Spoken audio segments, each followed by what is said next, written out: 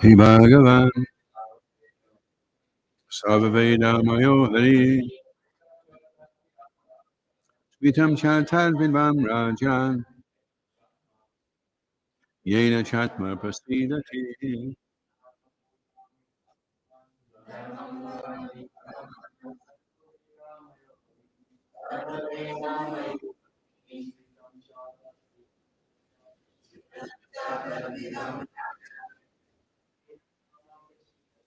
Yena Chatma Prasidati. Messages.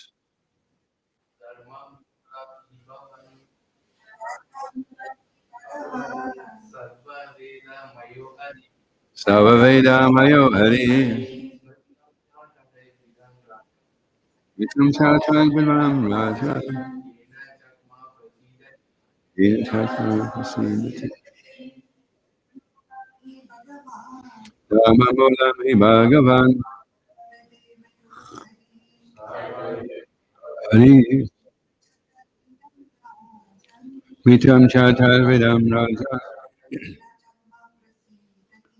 Yena Chatma Prasidati Dhammamulam Bhagavan Sarvaveda-mayo Hari Smita Chata Vidam Rajan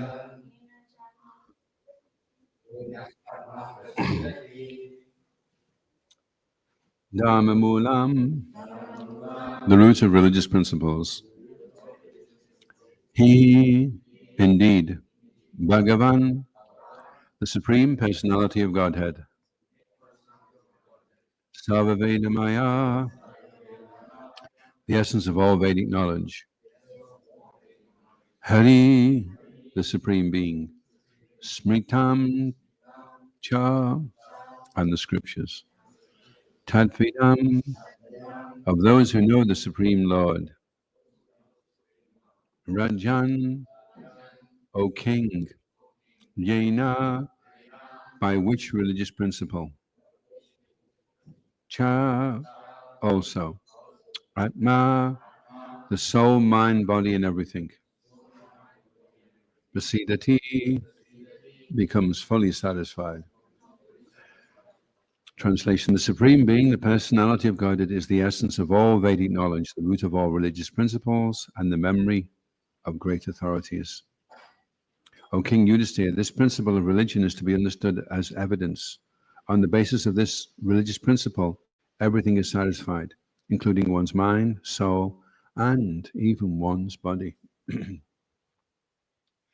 Responsibly, please. The Supreme Being, the personality of Godhead, is the essence of all Vedic knowledge, the root of all religious principles, and the memory of great authorities. O King Yudhisthira, the principle of religion is to be understood as evidence. On the basis of this religious principle, everything is satisfied, including one's mind, soul, and even one's body. As stated by Yamaraj, Dhamam tu Shakshad Bhagavan Pranitam. Yamaraj, the representative of the Lord who takes care of the living beings after their death, gives his verdict as to how and when the living being will change his body. He is the authority, and he says that the religious principles consist of the codes and laws by God. No one can manufacture religion, and therefore manufactured religious systems are rejected by the followers of the Vedic principles. In Bhagavad Gita 15:15, it is said, Vedas cha saver, saver aham eva veja. Vedic knowledge means to understand the Supreme Personality of Godhead, Krishna. Therefore, whether one speaks of the Vedas, scriptures, religion, or the principles of everyone's occupational duty, all of them must aim at understanding Krishna, the Supreme Personality of Godhead. Srimad Bhagavatam therefore concludes 126 Savadpum Samparo Dhammo Yato Bhaktir Adhoksaja Krishna Yayatma Prasidati. In other words, religious principles aim at learning how to render transcendental living service to the Lord. That service must be unmotivated and unchecked by material conditions. Then human society will be happy in all respects. but it includes the weather. In Smriti, the scriptures following the principles of Vedic knowledge are considered the evidence of Vedic principles. There are 20 different types of scripture following religious principles, and among them, the scriptures of Manu and Yogyavalkya are considered to be all-pervading authorities. In the Yogyavalkya Smriti, it is said, Shruti Smriti Sadachara Swasacha Priyam Atmana Samyak Sankalpa Tamo Dharma Moolam Idam Smritam. One should learn human behavior from Shruti, the Vedas, and from Smriti, the scriptures following the Vedic principles. Srila Goswami, in his Bhakti Rasamrita Sindhu, says, Shruti Smriti Puranadi Pancharatra Vidamvina Ekantiki Harabud Bhaktiya Upatayeva Kalpate. The purport is that to become a devotee, one must follow the principles laid down in Shruti and Smriti. One must follow the codes of the Puranas and the Panchatrika Vidi. One cannot be a pure devotee without following the Shruti and Smriti. And the Shruti and Smriti, without devotional service, cannot lead one to the perfection of life. Therefore, from all the evidence, the conclusion is that without bhakti, devotional service, there is no question of religious principles. God is the central figure in the performance of religious principles. Almost everything going on in this world, as religion, is devoid of any idea of devotional service and is therefore condemned by the verdict of Srimad Bhagavatam. Without devotional service, so-called religious principles are only cheating. Om Agyana Tamaranda Shyaganunjana Shanakaya Yaksharan Manitam Yena Tasmai Shri Gurave Namaha Shri Chaitanya Manobhusam Abhidam Yena Bhutale Swayam Rupa Kadamayam Tadati Swavadantikam Jai Shri Krishna Chaitanya Prabhu Nityananda Shri Advaita Gadadha Shivasari Gaura Bhaktarinda Hare Krishna, Krishna Krishna, Hare Hare, Hare Rama, Rama Rama, Hare Hare. Vanti Kalpatrubhishya, Kripasindhya, Chapaditam Bhavanabhya, Vaishnavya, Namo Namaha. Shishiko Nitai Maya Pashashi Ki Jai.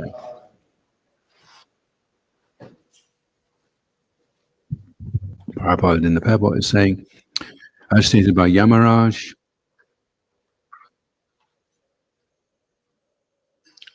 that the religious principles consist of codes and laws given by God.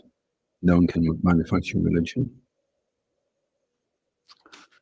So the fact that Prabhupada is saying that means that that's obviously what is going on. Otherwise, we'd no need to say it, right?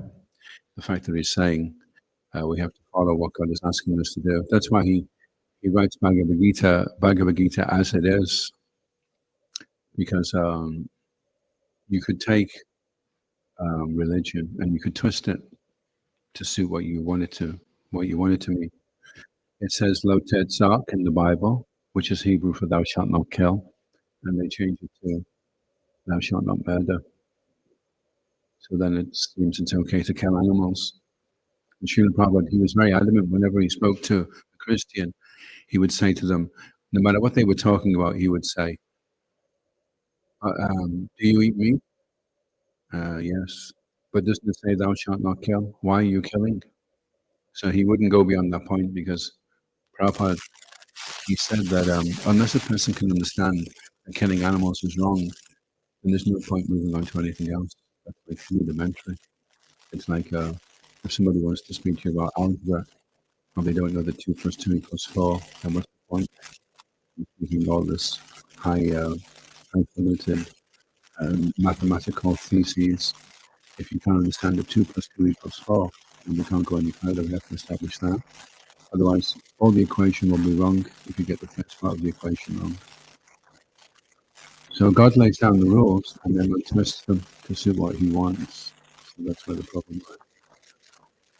The meaning gets lost in the translation, and then you end up with. I was in Glasgow the other week, and I was surprised to learn that there's maybe 100 different types of Muslims, maybe more, and they're fighting with each other. It's not that they're just fighting with us; they're killing each other as well. There's the Shiites, there's the Sunnis, there's the Sufis, there's the fanatical ones, and then if you look in Christianity, there's so many different churches, so many different interpretations of the same thing. It's the same. Hopefully, they all have different ways of understanding it. And then in Hinduism, how many different ways are there of following the Vedic culture? So many.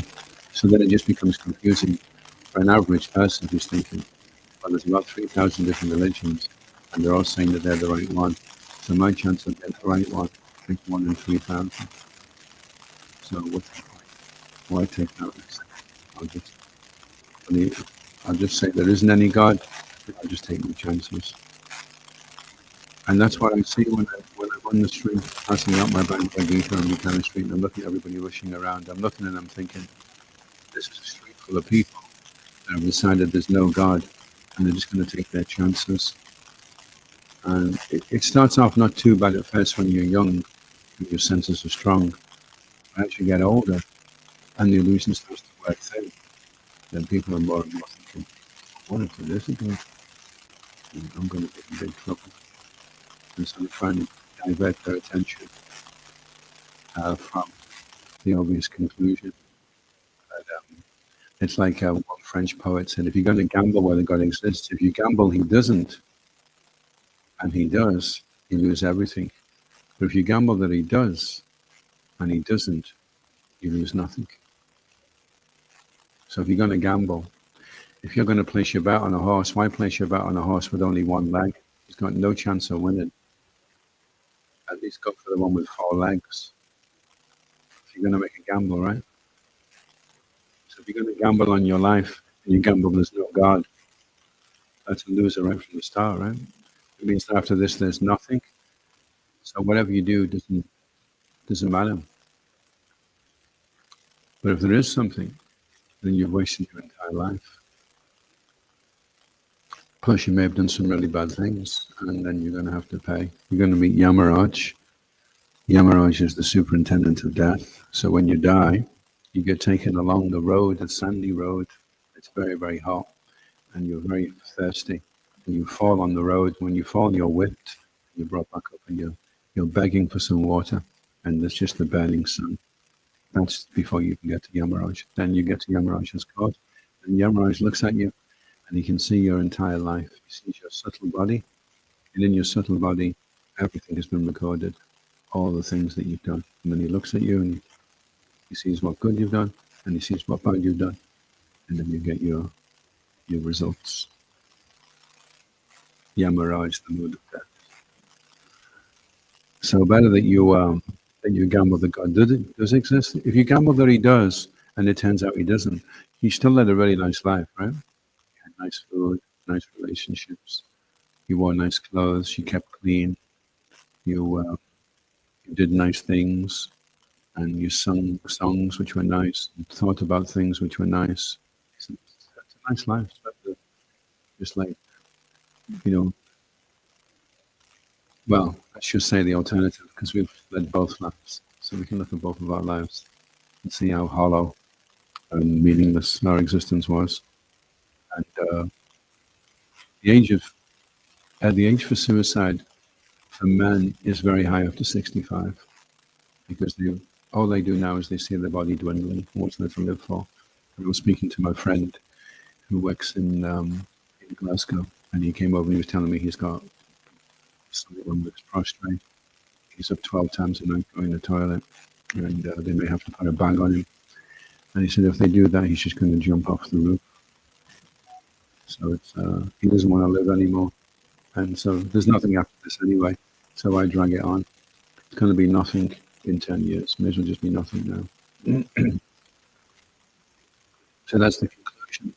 Like Prabhupada said, he said if either God exists or all other arguments are meaningless. So either there's meaning to our life, which means there's a God, or there's no meaning to our life, which means there's not a God. They're your two alternatives. Do you want to lead a meaningful existence, or do you want a meaningless existence? Meaningless. That sounds interesting. Lead a meaningless life.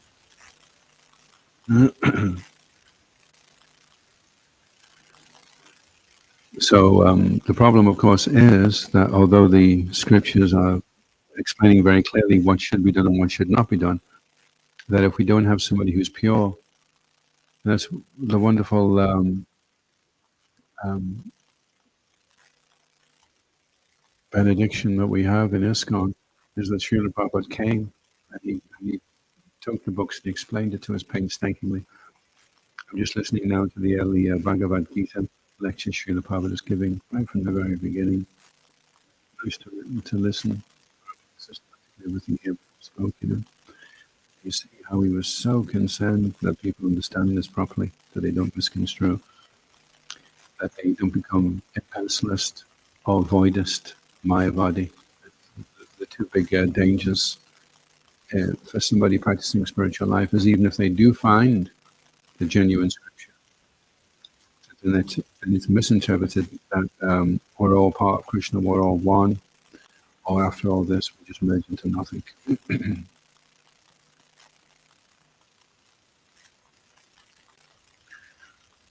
So one speaks on the Vedas, on the scriptures, religion or the principles of everyone's occupational duty. So the essence of all religious principles, Savepam Samparo Dhammo Yato Bhakti Adhoksaja, is that we develop loving service to God, and that will be what satisfies, supersedes, he satisfies the Atma. So, and if the soul is satisfied, then everything else is satisfied automatically. It's just like if you have a bed in a cage, if you feed the bed, then everyone's good, you know. Even if the cage is a little bit dirty, it's okay because at least the bird's alive. But if you keep the cage nice and the bird starves to death, it was no use to anyone. You go in and people say, "Oh, is that your body?" Yeah, it looks like it's dead. Yet it is actually dead, but look at the cage. I mean, that's a pretty shiny cage, isn't it? And then the budgie gets smelly, and the whole thing becomes horrible. So if we can look after the bed in the cage of the soul, then everything else will be satisfied, the mind and even the body. That will just happen automatically.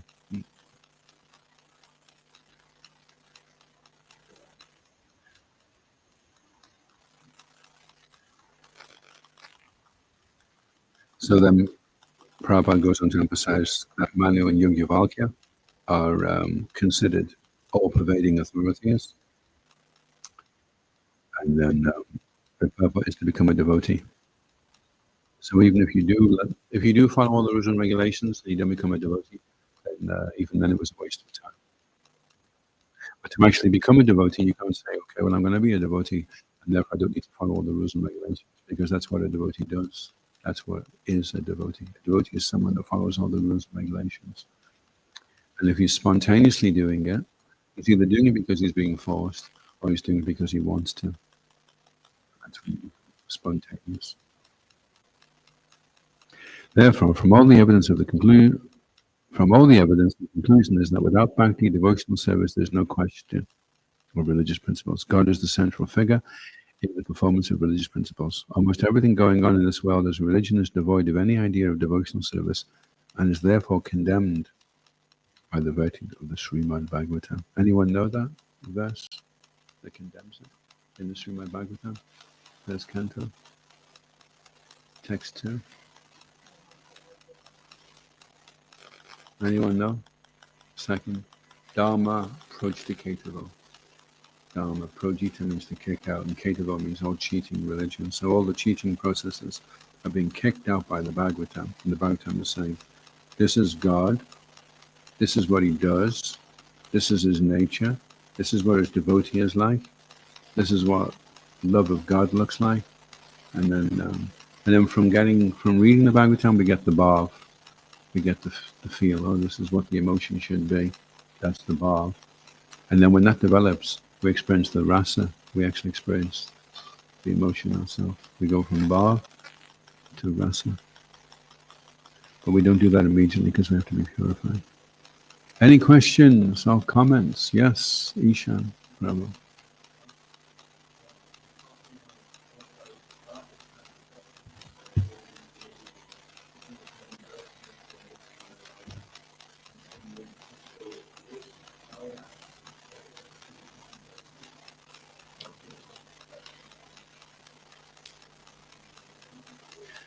Well, that's why we should be looking to the Prabhupada disciples, because they were the ones that were trained personally by Srila Prabhupada. Because they were all wondering in the beginning, why is Prabhupada going on about the impersonalists and the mind bodies all the time? We're all devotees here. We've all got Tilakon and devotees on. And then they realized that Prabhupada's talking about us. They realized they were the impersonalists and the Maya bodies. So we have been trained to be impersonalists, the Maya bodies, the education system, the media, the whole mood and the energy out there is to be impersonal. I mean, sense gratification makes you impersonal. But sense gratification means you become absorbed in what's going to please you, and you don't care about anybody else. They could be having a war in the next country.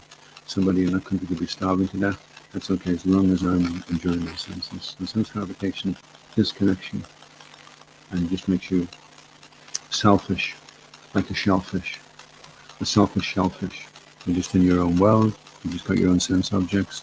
You're just trying to get the money in, and that's all you're worried about. That's what sense gratification is. Intoxication is the same. It desensitizes you to the environment. You become numbed. Although there's terrible things going on, you're full of antidepressants, and you don't. Antidepressants mean you don't feel bad, but also you don't feel good. You just exist like a single-celled amoeba floating around Buchanan Street trying to buy things. So that's impersonal. One man in London, he was lying there, dying, and he died, and he was there for 3 days before somebody reported him. Because no one's got the time. Everyone's impersonal.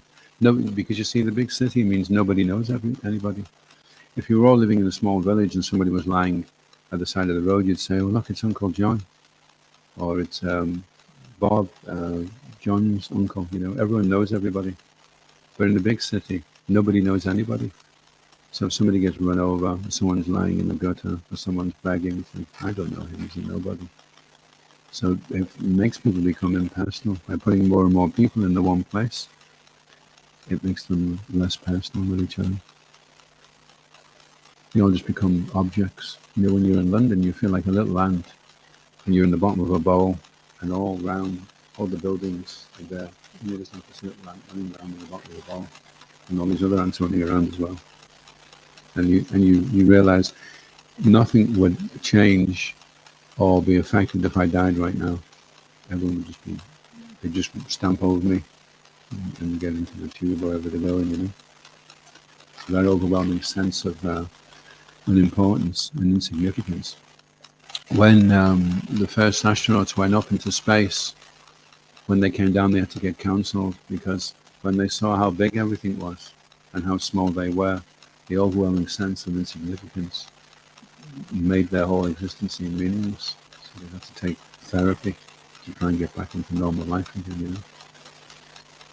It's like with Krishna. Krishna's there with all his devotees, but he shrinks himself down to interact with them all personally. Otherwise, if Krishna was like, how big is Krishna is, you know, and how can anyone interact with him? So Krishna does that so that he can nourish that personal interaction. And so we are personalists, and as we're developing, one of the first qualities that a personalist develops is compassion. He starts to recognize that other people are suffering. And people are really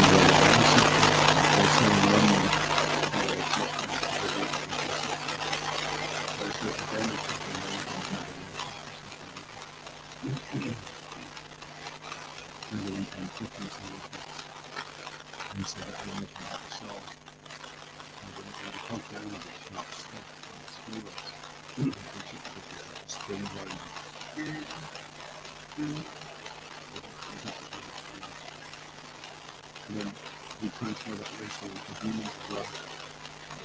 Another way.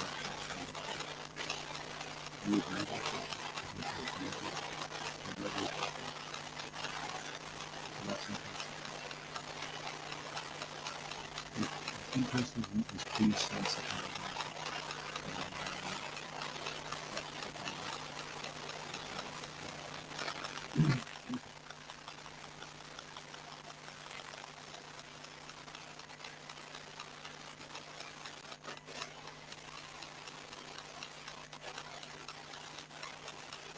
It can come in many varieties.